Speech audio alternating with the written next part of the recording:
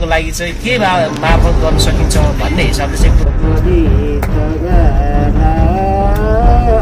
यो चेपाङलाई चाहिँ चेपाङको चाहिँ पहिचानसँग जोडिने खालको कार्यक्रमहरू गर्नुपर्छ भन्ने हिसाबले चाहिँ हामी छलफल भएर हैन यो कार्यक्रमहरू चाहिँ विगत 2 वर्षदेखि यता चाहिँ यो नियमित रूपमा हाम्रो चाहिँ यो बागमती प्रदेशको चाहिँ 6 वटा चाहिँ पालिका गजुरी रोराङ इच्छाकामना राप्ती अनि त्यसपछि चाहिँ राक्सिराङ गरेर 6 वटा गाउँपालिकामा चाहिँ यो कार्यक्रम चाहिँ लागू भएको छ हैन।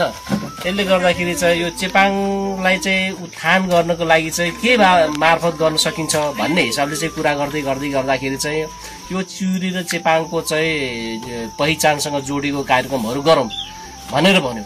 त्यो कुरो चाहिँ के हो भनेर भन्दाखेरि चिउरी र चेपाङ भन्दै गर्दाखेरि मात्रै चिउरी संरक्षण भन्ने मात्रै पनि हैन, चमेरा संरक्षण भन्ने मात्रै पनि होइन, समग्र यो पर्यावरणको कुराहरू वातावरणको कुराहरू हैन। जस्तै अब हामीले चाहिँ यो माउरीको कुरा गरिरहेछौँ, माउरीसँग चाहिँ सम्बन्धित अरू चिजहरूलाई पनि जोडिने हैन। जस्तै माउरी पाल्नको लागि त माउरी उत्पादन हुनुको लागि त हामीलाई त यहाँ विभिन्न खाले चाहिँ बोट बिरुवाहरू चाहिन्छ होला हैन। त्यो भनेको एउटा चिउरी पनि हो हैन। चिउरीसँगै अरू बुट्यानहरू हुन सक्छ के। जस्तै यो हामीले चाहिँ यो वरपर हामी देख्छौँ नि, यो कालीगिरी चाहिँ यस्तो मजासँग माउरीले चाहिँ मन पराउने त्यो बुट्यान हो हैन। त्यो चाहिँ कालीगिरी फुलेको बेलामा चाहिँ राम्रोसँग धेरै चाँडै समयमा चाहिँ घार चाहिँ भराको अवस्था देखिन्छ।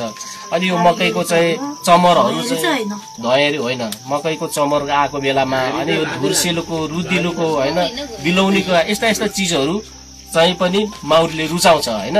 त्यसले गर्दा अनि हामीले चाहिँ अहिले धेरै मान्छेहरू चाहिँ यो हाम्रो चाहिँ आय आर्जनमा पनि खालि आत्मा परनिर्भर भयो के।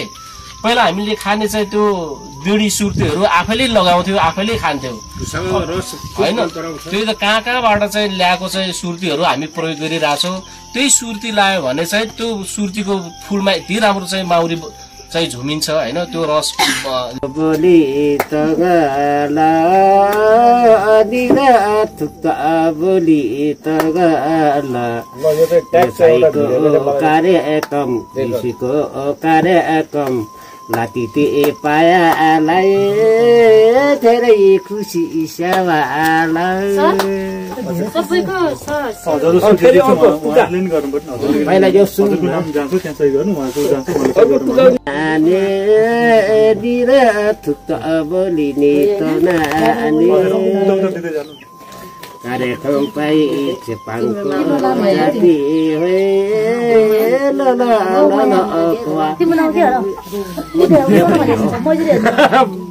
सोध्दै हो र